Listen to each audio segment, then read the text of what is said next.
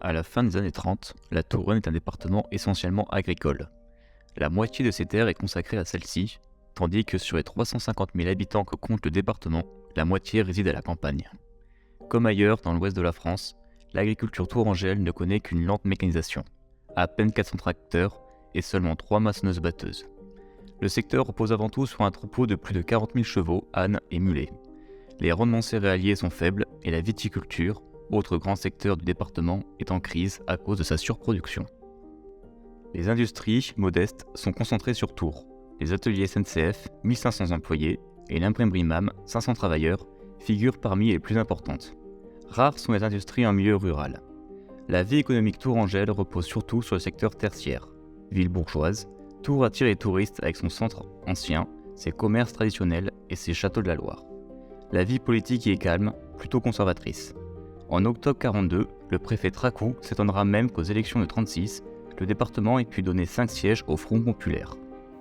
Une entente entre les partis de droite et aussi un meilleur choix des candidats radicaux eussent certainement permis d'éviter qu'une région, essentiellement agricole et bourgeoise comme la Touraine, élise 3 députés SFIO. Les résultats de 1936 n'étaient nullement l'expression de l'état d'esprit d'un département où la vie est trop facile et trop calme pour que le caractère de ses habitants ne soit pas enclin à une certaine mollesse et à un respect très réel des traditions d'ordre et de mesure. Les tensions mondiales rattrapent rapidement une région encore insouciante. Le 1er septembre 1939, l'Allemagne nazie envahit la Pologne. La France et l'Angleterre lui déclarent la guerre, mais les combats n'ont pas lieu. Fortifiés derrière la ligne Maginot, les Alliés attendent. En Touraine, quelques entreprises se reconvertissent pour supporter l'effort de guerre, comme la société Lyotard avec ses 600 employés qui entreprend la construction de cellules d'avion.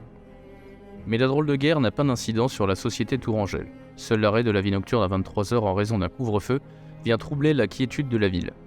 À Saint-Pierre-des-Corps, la municipalité est supprimée par le préfet Camille Vernet. La ville communiste fut en effet la seule à soutenir publiquement le pacte germano-soviétique. Le cours de l'histoire va bientôt rattraper la ville. Le 10 mai 1940, la Wehrmacht entre aux Pays-Bas et en Belgique. À partir du 28 mai, une importante partie de l'armée alliée est cernée à Dunkerque. Le 5 juin, l'offensive allemande repart vers le sud. Pour des milliers de Français, l'invasion signifie l'exode. Ils se jettent sur les routes, parfois entièrement démunis, pour espérer fuir l'implacable avancée allemande. La débâcle est totale. Le 14 juin, les Allemands défilent sur les Champs-Élysées. La Loire représente alors l'objectif des réfugiés, une illusoire barrière naturelle. Et derrière eux, l'armée allemande poursuit son avancée. Entre les 14 et 16 juin, Orléans est violemment bombardée. En Nièvre et en Touraine, les préfets interdisent l'évacuation pour éviter des mouvements de foule. Mais les rumeurs et l'arrivée des premiers réfugiés amènent avec eux la panique. Le 14 juin, Blois est saturé par des milliers de réfugiés de Paris et du Nord. Le ravitaillement se fait dans une grande confusion et les trains ne circulent plus. Le soir même, le préfet et le maire reçoivent l'ordre d'évacuer la ville. Dans tout le Val-de-Loire, les petits bourgs sont à leur tour surchargés. Les ponts encore debout deviennent une obsession. Tours est également bondé. Entre les 10 et 14 juin, le repli du gouvernement dans la ville ne facilite pas la circulation. Ce sont des allées et venues de voitures qui s'enchaînent entre les différents ministères. Le 14 juin, les Tourangeaux commencent à leur tour de prendre la route de l'Exode, paniqués à la vue de l'arrivée de milliers de gens démunis, mêlés à des soldats en déroute, débris d'une armée anéantie. Le même jour, le gouvernement quitte précipitamment la ville après un dernier sommet franco-britannique.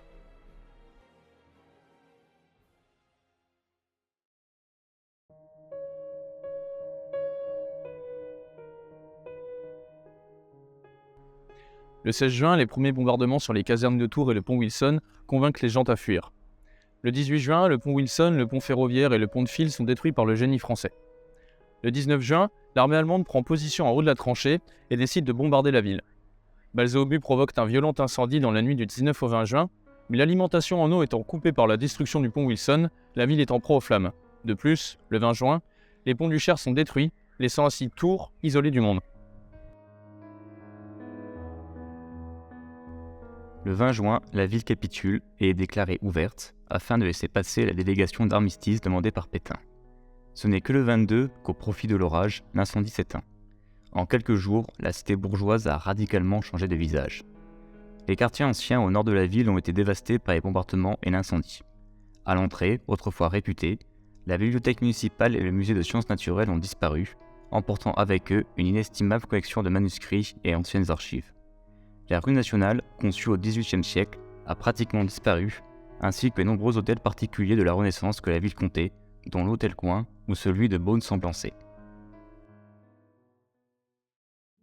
Nous nous retrouvons devant l'hôtel Beaune-Semblançay, construit au premier quart du XVIe siècle par Jacques de Beaune, surintendant des finances de François Ier. Malheureusement, l'édifice se verra disparaître après les bombardements de 1940, et derrière moi se trouve un des rares restants de l'aile nord. Dans le reste de la ville, sur les 12 hectares de ruines, on compte environ 400 immeubles détruits et 150 fortement endommagés. Dans les quelques pans de murs et cheminées restantes, les murs se verront rapidement dynamités par l'armée allemande afin d'assurer une circulation correcte dans la ville. Autre problème, les quartiers détruits correspondaient au cœur économique de la ville, avec ses nombreux commerces. Dès l'été, le conseil municipal écarte l'hypothèse de construction de baraquements à l'endroit détruit pour les construire vers la Poste et sur les avenues Grandmont, Horteloup et Béranger. Dès la fin de l'année, on parle de reconstruction, sans pour autant prévoir de délai. La ville restera en l'état bien après la fin de la guerre. Pour l'économie, c'est aussi la débâcle. Les industries sont désorganisées et ce sont des milliers d'employés qui se retrouvent au chômage. Quant au ravitaillement, il est encore assuré, mais les pénuries commencent dès l'été, huile, pommes de terre, lait. Les prélèvements allemands, notamment en beurre, pèsent sur le ravitaillement. Pour s'assurer du maintien des moissons, la commandanture ordonne que les prisonniers français du camp d'Amboise, ainsi que les chômeurs, soient dirigés vers les travaux de champs en zone occupée, qui ne correspond qu'à une partie du département. L'armistice de juin a coupé l'Indre-et-Loire entre les autorités allemandes et celles du gouvernement de Vichy. L'occupation amène également à un bouleversement de la vie politique.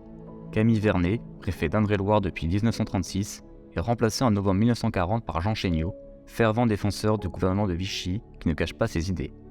À la Libération, la commission d'épuration le qualifiera de vichysois 100%. En 1941, c'est Jean Dracouf qui deviendra préfet jusqu'en janvier 1944, où il sera nommé directeur de cabinet de Pétain. Sous Vichy, les préfets obtiennent plus de pouvoir et deviennent les interlocuteurs principaux des autorités allemandes. Dracouf a le profil idéal. Officier de marine pendant 14-18, attaché à l'ambassade de France à Berlin au début des années 30, puis membre du cabinet de Darlan, il connaît bien les Allemands et, surtout, il est profondément anti-parlementariste et anti-communiste. Pour les maires de Tours, la mission s'avère délicate. La loi du 16 novembre 1940 donne au gouvernement de Pétain le droit de nommer tous les conseils municipaux des villes de plus de 5000 habitants. Une manière de contrôler tous ceux qui n'étaient pas favorables au programme de la Révolution nationale. À Tours, la mairie est tenue par Ferdinand Morin, socialiste, élu depuis 1925 et député du Front populaire en 1936. Il est cependant maintenu par les autorités vichysoises.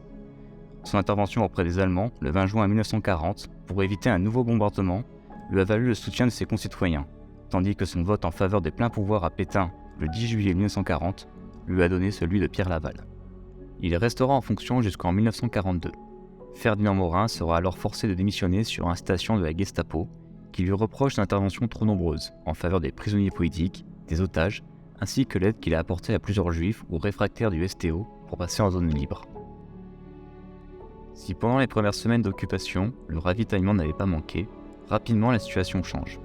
Dès la fin de l'année 1940, le rationnement limite la consommation. Le pain est réduit à 450 grammes par jour pour les cultivateurs et travailleurs de force, 150 grammes pour les enfants de moins de 3 ans et 200 pour ceux de 3 à 5 ans, ainsi que pour les plus de 70 ans. À partir d'avril 1941, le pain change de couleur et de qualité. Une citoyenne raconte : Notre boulanger a commencé la fabrication de pain gris. Il n'est pas fameux, étant cependant mangeable. Les membres de l'armée allemande et sa suite, qui ont des cartes de pain, ont droit par jour à 600 grammes. Au même moment, les adultes n'avaient droit plus qu'à 275 grammes. L'occupation signifie avant tout la débrouille. Tout est bon pour économiser les ressources. Pendant le premier semestre de 1941, notre famille manqua cruellement de pain. Mon père avait fabriqué une baguette de bois permettant de mesurer au millimètre près les rations attribuées à chacun pour les différents repas. Pendant l'été 1941, ma mère réussit à se procurer des sacs de blé et je fus mobilisée pendant les vacances pour moudre le blé avec un moulin à café renforcé pris dans un étau à la cave. Ma mère utilisait la farine pour confectionner des galettes au four. Le troc devient aussi monnaie courante. À partir de l'automne 1941, nous ne manquons plus de pain, car ma mère, qui travaillait chez nos cousins, grossiste en poisson place du Grand Marché, disposait d'une monnaie d'échange appréciée. À la boulangerie Chartier, rue Auguste Chevalier, elle remettait au début du mois ses tickets et obtenait du pain à volonté en échange de poissons. Si le ravitaillement en pain reste possible, celui en viande ne cesse de diminuer. Les Allemands sont particulièrement sévères sur la réquisition. Les tickets donnaient 360 grammes de viande par semaine, même si, dès l'été 1941, ce n'était plus qu'à peine 100 à 150 qui pouvaient être assurés, os compris. Les réquisitions incitent ainsi les habitants à ne pas déclarer leurs animaux, à pratiquer l'élevage clandestin ou à braconner. De la même manière, le lait et les produits laitiers manquent rapidement. La production a largement diminué et les occupants se servent allègrement. À l'automne 1941, la distribution est avant tout réservée aux enfants et aux femmes enceintes. À partir de 42 et 43, les difficultés de la Wehrmacht sur le front russe amplifiaient les réquisitions, devenues plus lourdes. Les 6 tonnes mensuelles de beurre que fournissait l'Indre-et-Loire au début de l'occupation passèrent ainsi à 70 tonnes en août 1943. La situation ne cessa d'empirer jusqu'à la libération. En août 1944, les 180 grammes de beurre mensuel et l'unique fromage du mois ne pouvaient être que difficilement honorés à cause de la fermeture des laiteries. Malgré les interdictions, on se débrouille comme on peut, en s'approvisionnant à la campagne ou encore en zone du sud, en essayant de passer les douaniers intransigeants. Pour les sucreries, pâtisseries et autres douceurs, elles disparaissent entièrement. Les combustibles connaissent le même sort. Dès septembre 40, la distribution de gaz ne fut plus seulement assurée que sur 4 à 5 heures de la journée, au matin, à midi et le soir.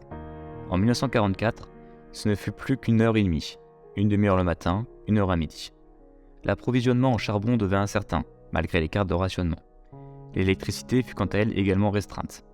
Les bombardements ont abîmé le réseau et, en janvier 1943, elle fut interdite au chauffage. Déjà courantes, les coupures se firent plus nombreuses à partir de 1944, avec de lourdes conséquences sur les foyers et les industries. La complexité des règlements et la multiplicité des instances bureaucratiques compliquent les ravitaillements et la population en fait les frais. Surtout, la répartition des denrées entre les communes excédentaires et déficitaires s'avère très compliquée. Pour les Tourangeaux, économiser au maximum les ressources devient vital, notamment en hiver.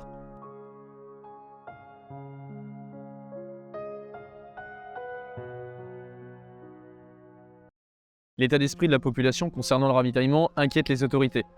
En effet, le commissaire central du préfet indique qu'en novembre 1940, les foyers dépourvus et nécessiteux de gaz voient venir avec angoisse la période des grands froids. Les habitants écrivent régulièrement au maire ou au préfet pour faire part de leurs doléances et espérer obtenir un minimum supplémentaire.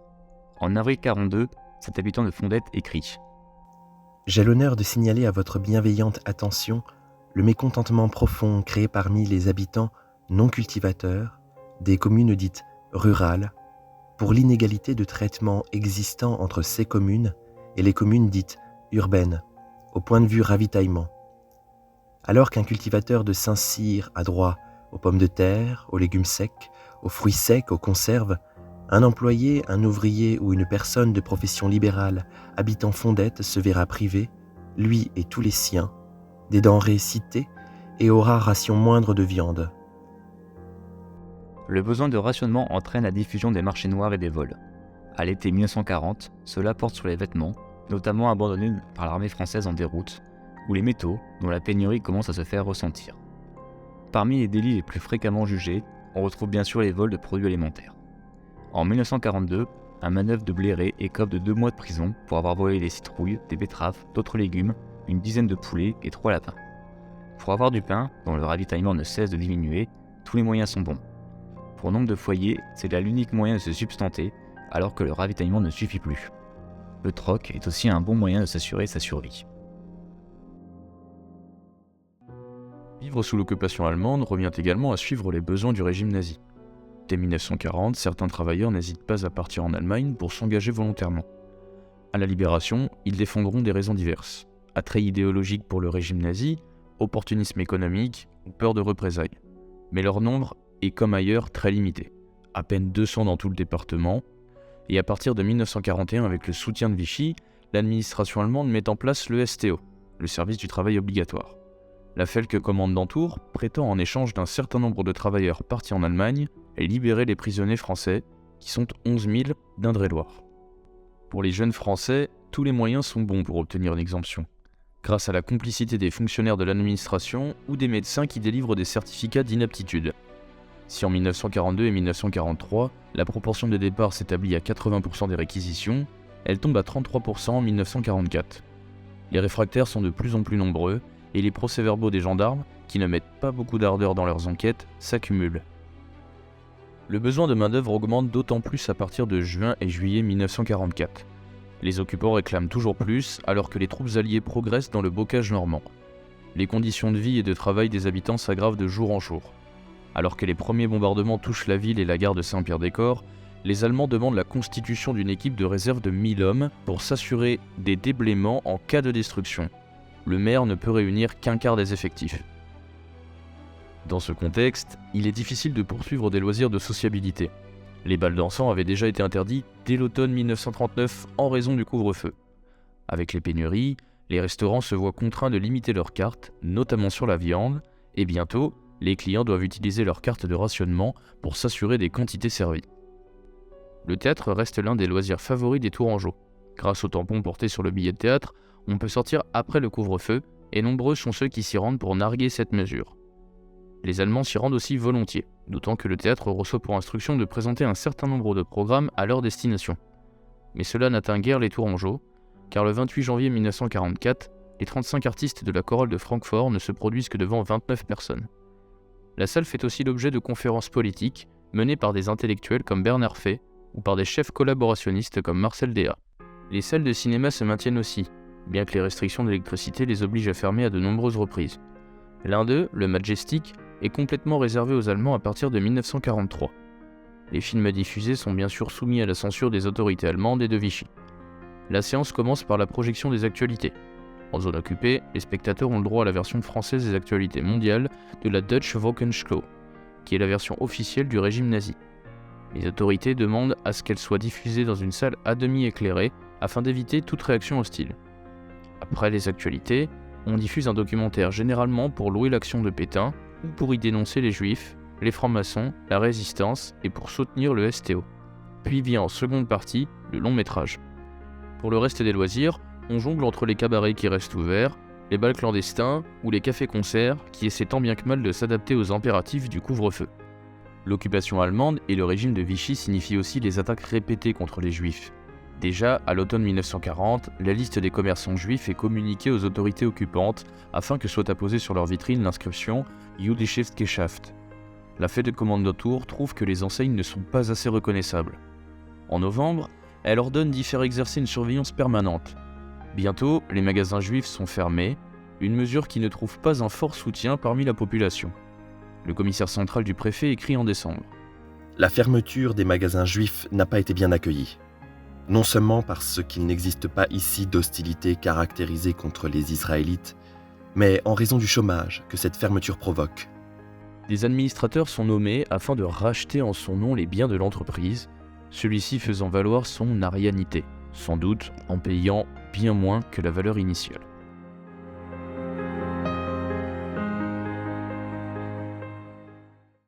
Madame Marie-Paul Fresneau-Petit-Girard, merci à vous de nous accueillir aujourd'hui.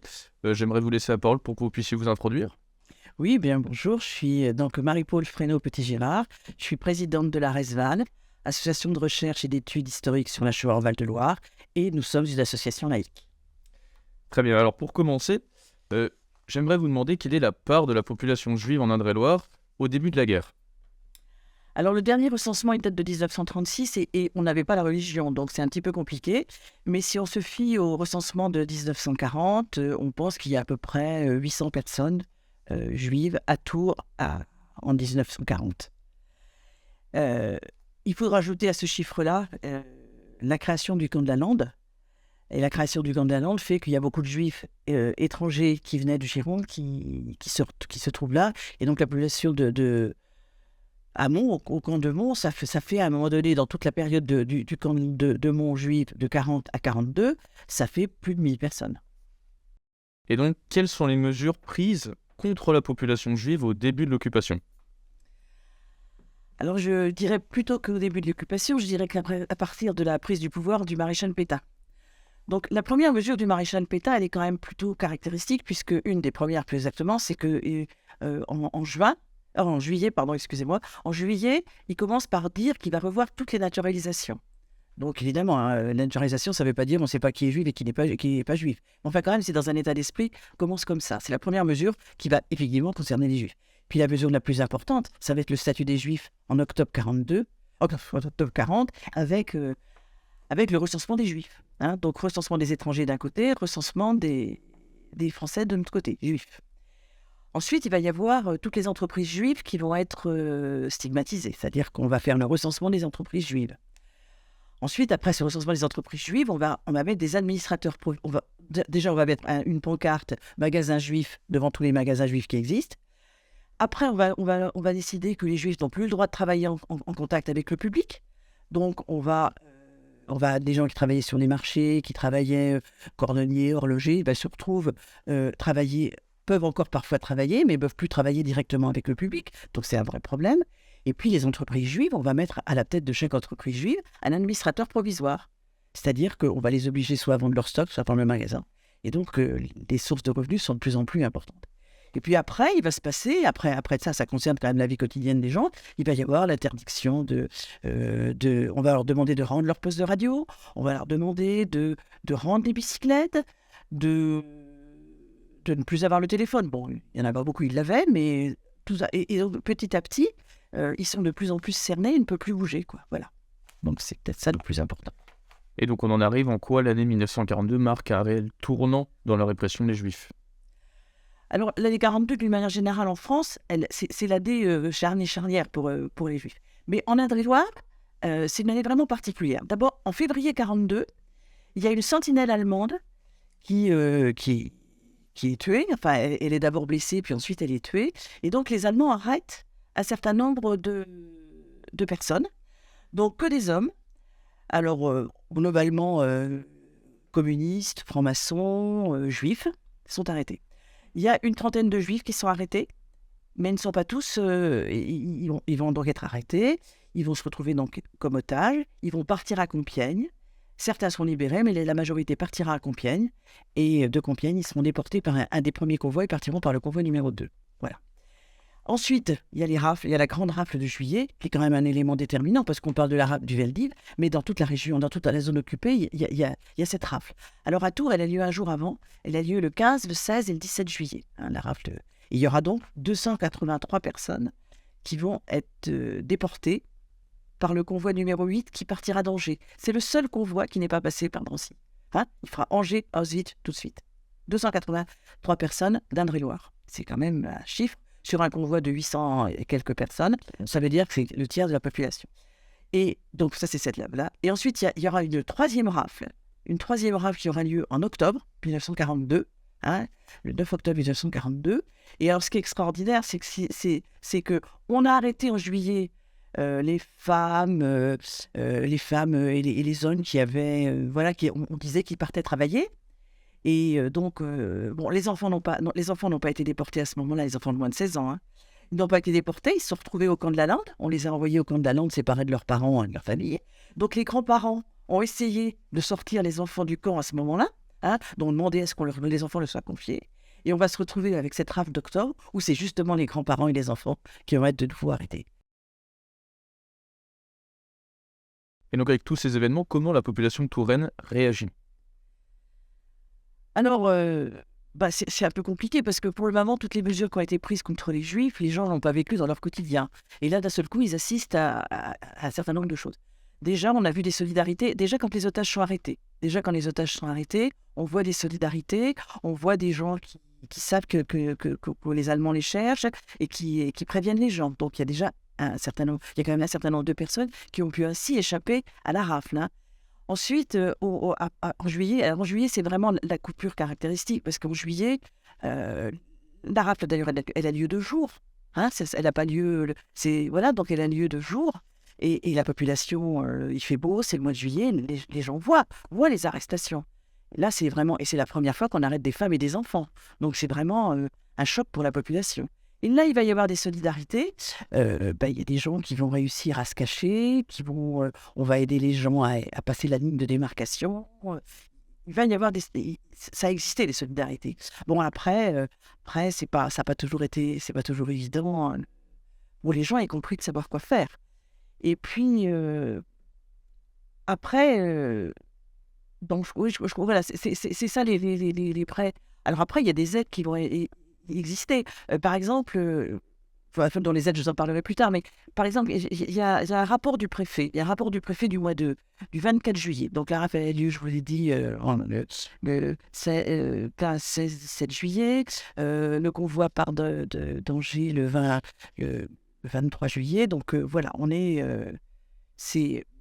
Et il y a un rapport du préfet de Tours au préfet de région à Angers, du 24 juillet, qui dit, et c'est quand même, les diverses mesures prises contre les Juifs et leur tout récente arrestation ont créé un mouvement de sympathie en leur faveur, ainsi qu'une violente réprobation pour la façon de procéder des autorités occupantes à l'égard surtout des enfants juifs en bas âge, abandonnés dans le dénuement le plus complet. Voilà. Donc, donc le rapport moral, le rapport qui est fait dit quand même bien que la population a une empathie pour eux. Et je pense que ça va être un tournant dans les mesures d'aide apportées aux gens. Et justement, vous abordiez les aides. Est-ce qu'il y a des groupes formés pour aider cette population juive? Des groupes formés, oui. Pas vraiment, je veux dire, c'est pas, il n'y a pas de groupe formé, mais il y a quand même des associations juives, comme l'UGIF, l'Union Générale des Israélites de France, avec leurs satellites, qui vont essayer de sortir les enfants, qui vont essayer vraiment par tous les moyens. Il y a beaucoup de gens, après, des grands-parents, ou pas que les grands-parents, mais il y a énormément de gens qui vont essayer de faire passer les enfants. Et puis, il y a quand même quelques sauvetages. Par exemple, il y a une sœur religieuse de l'hôpital de Tours, un enfant qui est hospitalisé, Jacques Grosse, qui est de Luynes, un enfant qui est hospitalisé, elle va le cacher. Elle va le cacher pendant toute la guerre. Toute sa famille va être arrêtée, mais lui, il va être caché pendant toute la guerre. Donc, c'est quand même un choix individuel qui... Donc il y avait des solidarités, y compris comme ça, qui existent. Et puis, à l'hôpital de Tours, il y a quelqu'un aussi, une personne, Madame Burstein, avec ses 2 enfants qui vont être cachés. Donc, ça existe. Ça existe. Et puis, par exemple, Madame Burstein, elle est à l'hôpital.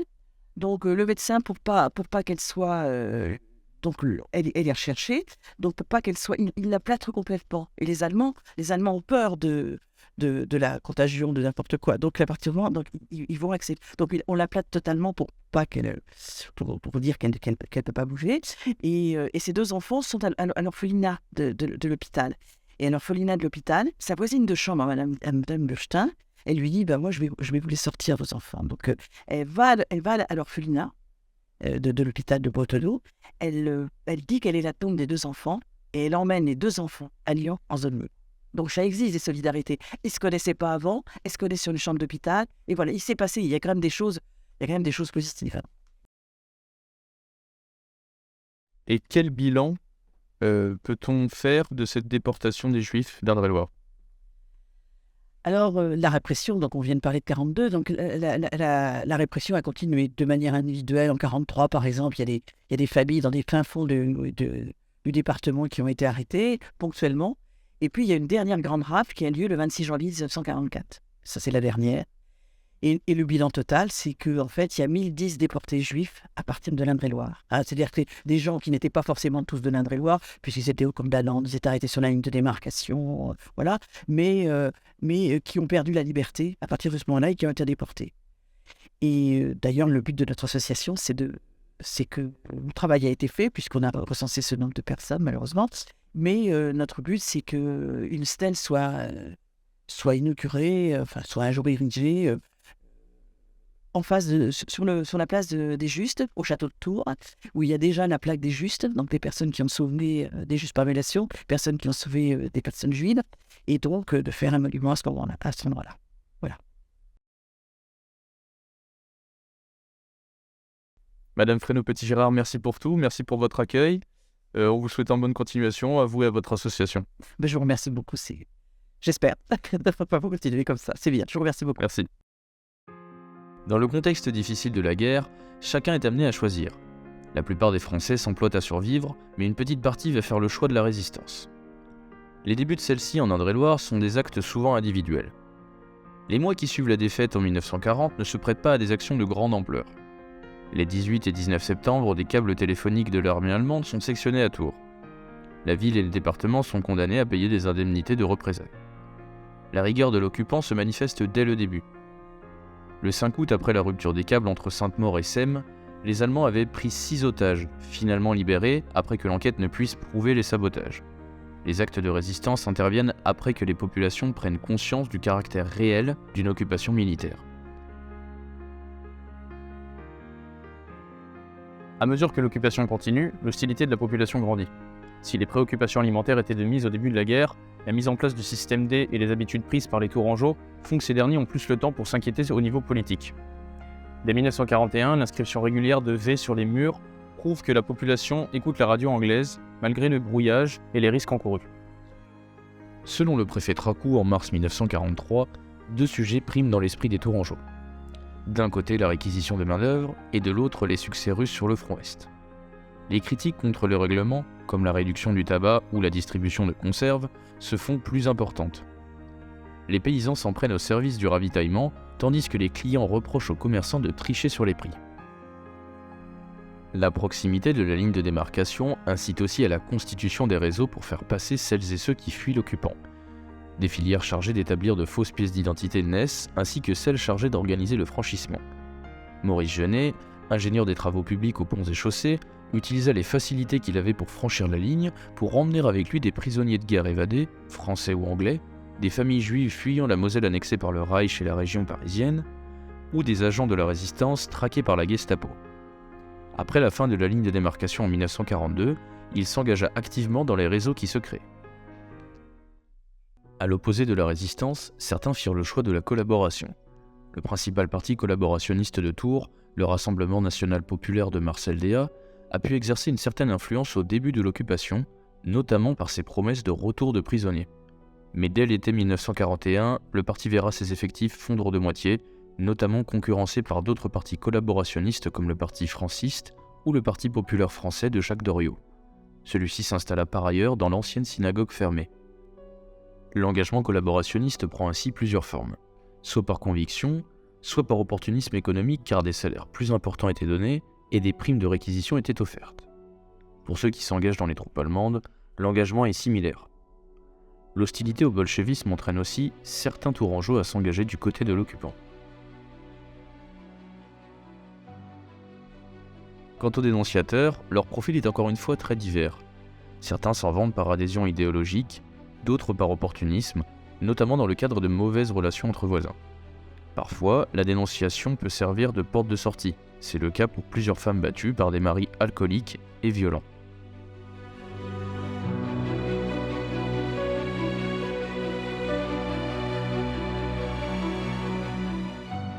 Nous sommes en 1944, le 1er septembre à 3h35 précisément, lorsque le pont de la Vendée sur le Cher explose, signifiant que les Allemands sont partis après 4 ans d'occupation. Certains pensent que c'est une blague, mais Tours est bel et bien libéré. Les résistants sortent de leur cachette et les gens se réunissent par centaines sur la place Jean Jaurès. Avant toute chose, il est important d'apporter un bilan de cette occupation. C'est en premier lieu une deuxième vague de destruction après juin 1940, qui avait détruit de nombreuses structures importantes datant du XVIIIe siècle, comme la bibliothèque, l'église Saint-François ou encore des rues emblématiques. Depuis mai 1944, ce sont les avions anglo-américains qui visent la gare, et notamment en attaquant la ligne Tours-Saint-Pierre-des-Corps. Les Allemands essayent de s'échapper vers le nord, mais l'attaque des lignes ferroviaires et l'explosion des ponts les paralysent. Le 20 mai précisément, à minuit 15, l'une des attaques aériennes les plus dévastatrices a lieu avec des avions anglais qui viennent larguer des bombes de gros calibre, libérant ainsi entre 450 kg et 1 tonne d'explosifs. Le bilan est lourd avec 141 morts, 1300 immeubles détruits, laissant plusieurs milliers de personnes dans la rue. Tours n'attend qu'une seule chose depuis le débarquement du 6 juin, la libération. Ainsi, les actions des maquisards se multiplient avec des sabotages, notamment pour affaiblir davantage les forces allemandes. Les actions se multiplient, mais la peur est toujours présente, et notamment concernant les bombardements. Le bilan global est lourd, plusieurs centaines de morts, 1949 immeubles rasés et un peu plus de 7000 sinistrés, presque 2 km de conduites d'eau détruites, 1,3 km d'égouts éventrés et plus de 99 500 m² de chaussées détruites. Cette multiplication d'actes de guérilla a mené à une réponse de l'armée allemande. Ayant ordre de toujours exercer un contrôle sur les populations, la Wehrmacht commet des actes de répression brutaux, et l'exemple le plus flagrant est le massacre de Maillet.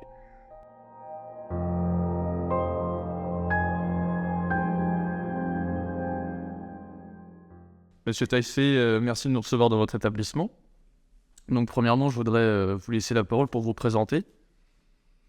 Bah écoutez, d'abord, merci à vous de vous intéresser à cette histoire. Merci de consacrer du temps pour évoquer et contribuer à faire mieux connaître le drame de Maillé. Donc, comme vous l'avez dit, je m'appelle Romain Taillefer, je suis le directeur de la Maison du Souvenir, ce lieu de mémoire, ce musée, même si on n'a pas de collection, qui est chargé de faire connaître et reconnaître le massacre de Maillé, le massacre de 124 personnes, de 124 civils, le 25 août 1944. Est-ce que vous pouvez nous faire un résumé global de cet événement? Oui, alors très, très brièvement, même si c'est toujours difficile de résumer en quelques minutes, en quelques secondes, un tel drame. Donc le 25 août 1944, une troupe de jeunes Waffen-SS de la 17e Götzwen-Walchingen a pénétré dans le bourg de Maillé, s'est mise à tirer, à rentrer dans les maisons, à tirer sur toutes les personnes qu'ils voyaient, tout ce qui bougeait, puisque même les animaux ont été systématiquement massacrés. Ils ont incendié la quasi-totalité du village et la destruction de Maillé a été parachevée par le biais d'une pièce d'artillerie que les Allemands avaient positionnée à proximité du bourg dans la matinée. Et puis pendant toute cette opération, pendant le massacre qui a eu lieu le matin et pendant le bombardement l'après-midi, le village était entièrement cerné par plusieurs unités de la Wehrmacht qui empêchaient toute personne de s'échapper, mais aussi les éventuels secours de venir prendre soin des blessés ou éteindre les incendies. Et donc, quelle est la situation précise de Maillé en août 44? Alors, la situation de Maillé n'est pas différente de celle de beaucoup de communes du sud Touraine. Maillé était occupé depuis 4 ans. Donc, il y a une cohabitation qui s'est mise en place avec les Allemands pendant toute l'occupation. Maintenant, évidemment, à partir du printemps de l'été 1944, l'attente de la libération que les habitants savent imminente. On a beaucoup de témoignages qui nous montrent que en cette fin du mois d'août 1944, les gens savent que c'est une question de quelques jours avant d'être libérés, avant d'être débarrassés des Allemands. Et puis, comme la majorité des communes, Maillé est un endroit où il va y avoir des actions de résistance, des sabotages sur la ligne de chemin de fer qui traverse le village, une fusillade la veille du massacre à proximité du bourg. Et il faut dire aussi, dans la situation particulière de Maillé, c'est que le village est vraiment vit sous le poids des Allemands, puisque Maillé est situé à seulement quelques centaines de mètres d'un important camp militaire de Nouâtre. Et donc, la population, malgré ces actes de résistance, a malgré tout l'habitude de voir des soldats allemands dont, je ne vais pas dire qu'ils n'en ont plus peur, mais en tout cas, il n'y a plus la même terreur de l'occupant, comme c'était le cas au moment de l'invasion, de l'arrivée des Allemands en 1940. Le fait que Maillé soit en zone occupée, est-ce que ça a joué un rôle dans ce massacre? Non, puisque de toute façon, il n'y a plus de zone occupée, plus de zone libre à partir de la fin de l'année 1942. Je crois que la seule véritable différence, c'est vraiment cette habitude que la population a prise de voir des soldats allemands. Le fait que, et on a plusieurs témoignages qui nous le relatent sur le massacre, c'est le fait que la population, en fait, est totalement prise par surprise, n'a aucun moyen d'imaginer qu'il va se passer de telles exactions, et que beaucoup de familles sont massacrées sur le pas de la porte, puisque souvent le chef de famille attend de voir ce qui se passe. Tiens, c'est bizarre, les Allemands sont nombreux, qu'est-ce qu'ils viennent faire? Tiens, ça n'a pas l'air d'être les mêmes que d'habitude. Mais à aucun moment, ils imaginent qu'il faut se cacher, se méfier, puisqu'ils voient des Allemands depuis 4 ans.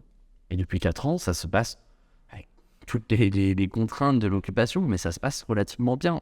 Donc les gens n'ont aucune raison de se méfier ce jour-là.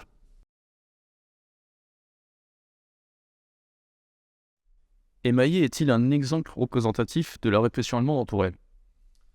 Alors, je ne sais pas si on peut utiliser le mot représentatif, vu que c'est le seul exemple de massacre massif de population civile sur le sol tourangeau.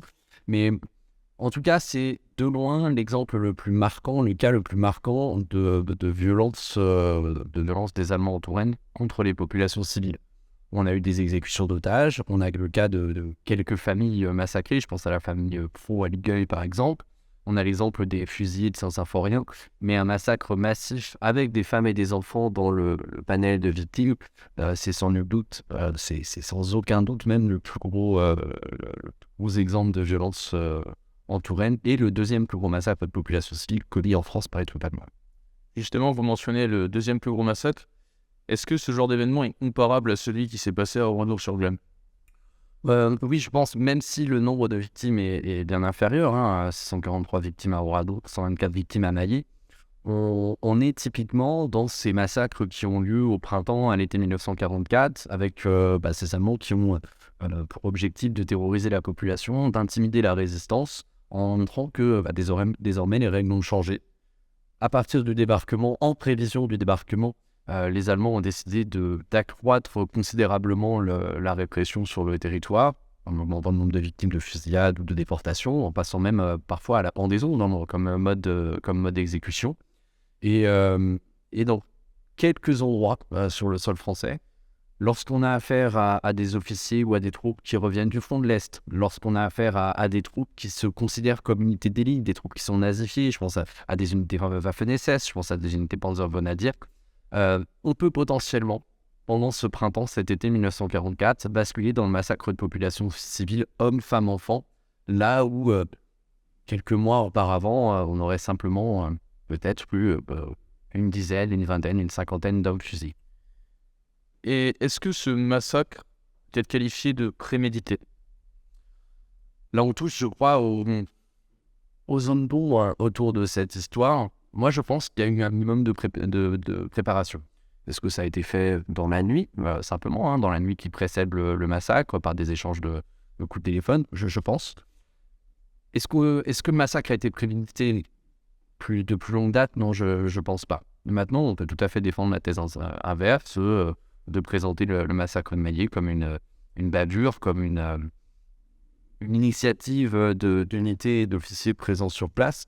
Je crois quand même que la présence de pièces d'artillerie, le fait d'avoir 4, voire 5 unités différentes qui sont rassemblées à proximité de Mailly le matin du massacre, le fait d'avoir un encerclement presque parfait du village, tout ça laisse s'imaginer qu'il y a eu un minimum de préparation de la part des officiers qui ont commandité cette opération.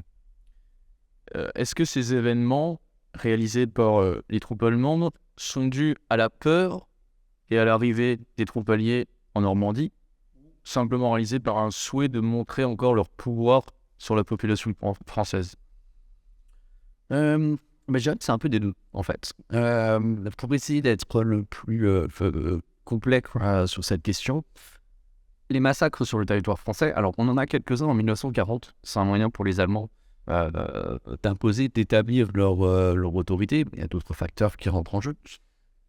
À partir du printemps de l'été 1944, il faut vraiment voir ces massacres, voir cet accroissement de la violence comme un moyen de sécuriser un territoire sur lequel ils veulent garder la mainmise, et sécuriser un territoire à la frontière duquel ils ont à mener un combat direct contre les Alliés. C'est-à-dire qu'à partir de février 1944, les Allemands savent que le débarquement est imminent, et ils vont prendre une mesure, je perds le RLAS, qui est une sorte de carte blanche donnée aux officiers pour réprimer les actions de la résistance. C'est-à-dire que concrètement, on dit aux officiers sur le territoire français, maintenant, on ne peut plus laisser passer les actions de la résistance, il va falloir répondre de manière plus violente, plus brutale, puisque le débarquement est imminent et qu'on ne pourra pas simultanément se battre contre les Alliés et contre la résistance.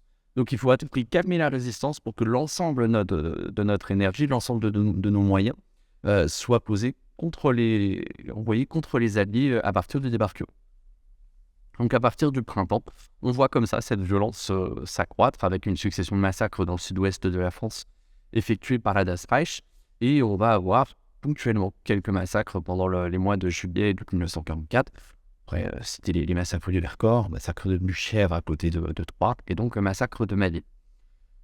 Et l'autre élément déterminant qui peut amener le basculement dans les populations civiles, outre ce contexte, c'est ce dont je parlais tout à l'heure, ce profil de certaines unités allemandes, dont les officiers ou les soldats reviennent du front de l'Est. La barrière mentale du massacre de populations civiles a été franchie. Ils les ont vus, ils ont assisté, ils ont participé à des massacres là-bas. Et ces unités qui se voient comme les derniers remparts du Reich, c'est-à-dire des unités qui se sont investies d'une mission d'être capables, coûte que coûte, de défendre le Reich. Et si le coûte que coûte, c'est massacrer des femmes, massacrer des enfants, massacrer des bébés, et ils se sont investis de cette mission d'être capables de commettre ces crimes dans l'optique de la sécurisation du territoire français et de donner encore une chance à l'Allemagne de gagner la guerre. À partir de la fin du mois d'août au mois de septembre, les Allemands considèrent que le territoire français est perdu. Et donc, il ne va plus y avoir de massacre. Ils n'ont plus besoin de rétablir leur autorité. Ils vont plutôt essayer de se rassembler rapidement dans le nord-est de la France. Mais l'optique de cette politique de maintien de l'ordre perd son sens, d'où la fin des massacres de masse sur le territoire. Et finalement, comment Maillet se relève de ce massacre? J'aurais beaucoup à dire. Pour la population, pour les habitants, je pense aux pères ou aux mères de famille qui se retrouvent à avoir perdu plusieurs enfants, mais qui parfois ont encore des enfants à charge. On se relève juste parce que là, ce n'est pas le choix. Il faut continuer à vivre. Où est-ce qu'on va abriter nos enfants? Comment on va trouver un moyen de les vêtir, de les nourrir pendant les semaines, les mois qui suivent le drame? La Touraine est libérée dans les jours qui suivent le massacre, donc Mali va bénéficier de la solidarité de plusieurs communes voisines. Lorsque les Allemands abandonnent des baraquements, abandonnent de la nourriture, abandonnent du matériel, régulièrement les biens vont être envoyés à Mali. Et puis petit à petit, la reconstruction va commencer. On va rebâtir les maisons et les gens vont pouvoir reprendre une vie à peu près normale. Et je crois que c'est là un des points que l'on doit comprendre sur Mali. S'il y a un point qui nous préoccupe ces derniers mois, ces dernières années, c'est comprendre comment, en parallèle de cette reconstruction, de ce redémarrage de la vie, comment petit à petit l'oubli se met en place. C'est-à-dire qu'on a vraiment ces deux processus qui sont simultanés d'une histoire qui, petit à petit, n'est quasiment plus évoquée publiquement, officiellement dans le village, avec en parallèle, malgré tout, tous les stigmates qui sont petit à petit effacés, mais qui sont omniprésents dans le village d'après-guerre. Et vous parlez d'oubli, vous parlez d'une histoire qu'on n'évoque plus, ou du moins. Comment s'est construite cette mémoire autour de Maillet que vous entretenez ici, par exemple, dans votre établissement? La question est quelque peu intimidante. Mais je crois l'oubli, on pourrait... Je crois que ça pourrait être défendu. En tout cas, on pourrait mener des recherches vraiment sur la construction de cet oubli. Est-ce qu'il a été construit ou est-ce que plutôt il se fait de lui-même? Est-ce que c'est une forme de réaction spontanée de ne pas évoquer ce genre de drame? Ça, je ne sais pas. Par contre, la mémoire petit à petit va être... elle va toujours être transmise au sein des familles. Alors qu'on a quand même beaucoup de familles où, malgré le fait qu'on dise on n'en parlait jamais, etc., on voit qu'il y a eu un récit au sein de la famille. Les mères vont en parler aux enfants. Il y a eu quand même assez souvent une transmission au sein du foyer, mais qui dépassait rarement le noyau familial. Les familles n'en parlaient pas entre elles. Et puis, il faut vraiment attendre les années 90, où là, c'est une sollicitation qui vient de l'extérieur. C'est les archives départementales d'Indre-et-Loire qui, pour le 50e anniversaire du massacre, ont décidé de créer une exposition, mais au-delà de cette exposition, il y a vraiment cette idée de créer le déclic pour que les survivants, déjà entre eux, commencent à en parler. Concrètement, un des seuls moyens de transmission qui existait pendant les 50 ans, les 50 années de silence, c'était le livre de l'abbé Paillon, Maillet Martyr, qui était le seul livre écrit qui racontait ce drame. Donc vraiment, à partir du 50e anniversaire, on va avoir cette parole qui va se libérer, par cette exposition, par la création d'une association de victimes, l'association pour le souvenir de Maillet.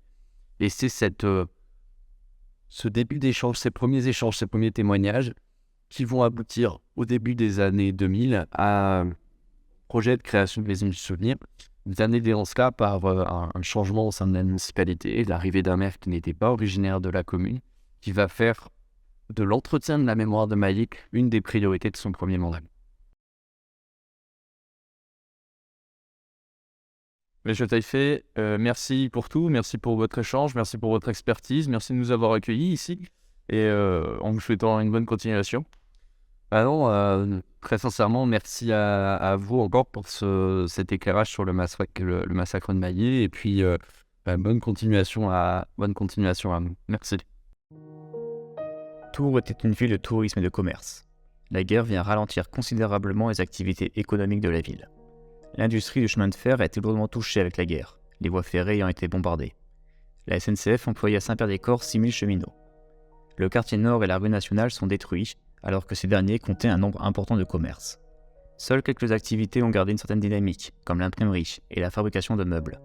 Mais la désorganisation des voies de communication n'aide en rien pour un retour à une économie prospère. Une autre question vient s'ajouter à la reconstruction de la ville de Tours. Que va-t-elle devenir et qui va la diriger ? Ce sera Jean Meunier, originaire de Bourges, ayant travaillé dans l'imprimerie avec sa famille et engagé dans la SFIO. Jean Meunier fut le dirigeant du réseau CND Castille en Touraine. Ce réseau, validé par le colonel Rémy, avait pour objectif de vérifier les informations que Louis de la Bardonnie leur fournissait. La passation de pouvoir de la municipalité de Tours se fait, contrairement au sud-est du pays par exemple, de manière calme. Il était hors de question pour les résistants tourangeaux que la nouvelle municipalité soit des mêmes couleurs que celle d'avant-guerre, car des hommes la composant, comme Ferdinand Morin, maire de Tours depuis 1925, avaient voté et plein pouvoir pour Pétain, ou encore l'avaient reçu en octobre 1940. Étant à la tête du réseau Libénor depuis 1942, Jean Meunier avait été désigné par le CNR et par François Clauzon, représentant du CFLN. Jean Meunier prend donc ses fonctions en avril 1945 et les premiers objectifs sont au nombre de 3. Acheminer des provisions pour la population, reloger les sinistrés et reconstruire les îlots détruits. Mais un problème s'impose dès le début des décisions, le conseil municipal en vigueur n'a aucune expérience et compétences en politique. Ainsi, une structure hiérarchisée vit le jour, dirigée par le ministre de l'Agriculture, l'administration centrale du ravitaillement général, le directeur régional du ravitaillement et le directeur départemental du ravitaillement général.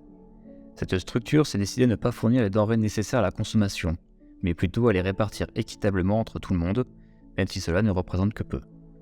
Ainsi sont mises en place une carte individuelle d'alimentation, dont les critères dépendaient de l'âge, de la profession de chacun, et des tickets de consommation, notamment pour les produits principaux. Tout cela fait que la population se résigne à voir continuer le rationnement présent depuis 1940. Des denrées comme le pain et la pomme de terre voient leur production dans un état critique. Concernant les légumières et les produits laitiers, la situation est un peu meilleure. La viande et le vin connaissent la même situation que les pommes de terre et le pain au niveau de la production. La guerre est une des causes de ces problèmes de ravitaillement, mais la chute de la production agricole entre 1944 et 1947, l'archaïsme de l'équipement et la désorganisation du réseau de distribution sont des causes aggravantes.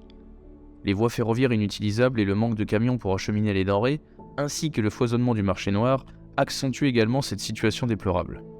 Des tensions montent au sein de la population, jusqu'à des débordements en décembre 1945. Jean Meunier dira plus tard que le ravitaillement n'était pas du ressort de la municipalité, avouant une certaine impuissance du conseil vis-à-vis de la situation. Malgré tout, le conseil fait en sorte d'assurer le meilleur ravitaillement possible et un meilleur contrôle de la production des fruits et légumes. Au problème de ravitaillement s'ajoutent les difficultés du relogement des personnes sinistrées. Des milliers de maisons détruites et d'immeubles trop endommagés pour être réparés immédiatement conduisent 20 000 personnes à vivre dans la rue. L'une des premières étapes va être de demander aux personnes ayant eu leur logement épargné d'accueillir les plus malheureux. Le 12 septembre, la préfecture reprend l'article du 14 avril 1944, mettant sous réquisition tous les locaux inutilisés ou suffisamment inoccupés. Quelques hostilités sont présentes venant des personnes ayant vu leur logement épargné, mais de manière générale, le plan fonctionne bien et Jean Meunier se vante d'avoir relogé 2018 familles entre décembre 1944 et octobre 1945. La mise en place de baraquements était une des solutions financées par l'État, et ces derniers étaient principalement installés le long des grands boulevards comme l'avenue Gramont. La rue nationale, elle, n'est qu'un champ de ruines et ne peut servir de lieu de construction. Au total, 90 baraques sont rapatriées à Tours entre 1944 et 1945, représentant une surface importante de 14 268 m². Les commerçants et les couches populaires sont les premiers relogés dans ces baraques. La ville étant en ruine, la reconstruction de Tours était un enjeu prioritaire et Camille Lefebvre, dès 1940, met en œuvre des plans. L'objectif est de respecter la tradition, respecter l'architecture régionale et respecter les tracés historiques tout en visant à améliorer la circulation dans la ville. Mais Lefebvre étant souffrant, c'est Jean Dorion qui s'occupera de la reconstruction de cette dernière. L'un des points importants de ces plans est de transformer la gare de Tours, qui est un cul-de-sac, en une gare de passage. Dorion apportera ses touches dans les plans et ses idées, mais les plans de Lefebvre étant déjà bien pensés, nombreuses sont les directives gardées de ce dernier. Malgré tout, la quasi-totalité de la population tourangelle s'oppose au plan proposé, comme celui d'élargir la rue nationale. Mais la municipalité est déterminée à recréer des logements et veut rompre avec le passé, d'où le soutien massif des grandes lignes du projet d'Orient. Mais en 1947, trop d'opposition vis-à-vis des plans proposés et une incertitude s'installant au sein de la municipalité fait que le plan est déclaré d'utilité publique le 20 octobre, mais toutes les grandes lignes sont abandonnées, excepté l'élargissement de la rue nationale. L'un des grands projets de la municipalité de Jean Meunier était de remettre également la ville à niveau sur le plan social. Cette dernière porte un grand intérêt à faire briller les niveaux primaires, secondaires et supérieurs sur le plan scolaire, et notamment en donnant l'accès aux enfants populaires. Jean Meunier, lui-même ayant dû arrêter ses études, soutient fermement cette thèse. La ville brillera notamment par la modernisation de la faculté de médecine. Finalement, après la libération, la ville de Tours était pleine d'espoir et de promesses, mais la réalité en est tout autre. Une ville qui peine à se ravitailler avec une municipalité peu qualifiée, sans expérience politique. Un chantier de reconstruction important, porté par des plans ambitieux qui ne verront pas le jour, et un relogement compliqué pour de nombreux Tourangeaux. Jean Meunier ne faisait pas l'unanimité, et était vu comme distant et ne voulant qu'appliquer ses visions personnelles liées au socialisme. Malgré tout, Tours entamera une lente remise à niveau sur tous les plans pour refaire de la ville une cité compétitive sur le plan économique et touristique, avec à sa tête Marcel Tribut, un homme dévoué pour sa politique et soucieux de la renaissance de la ville de Tours.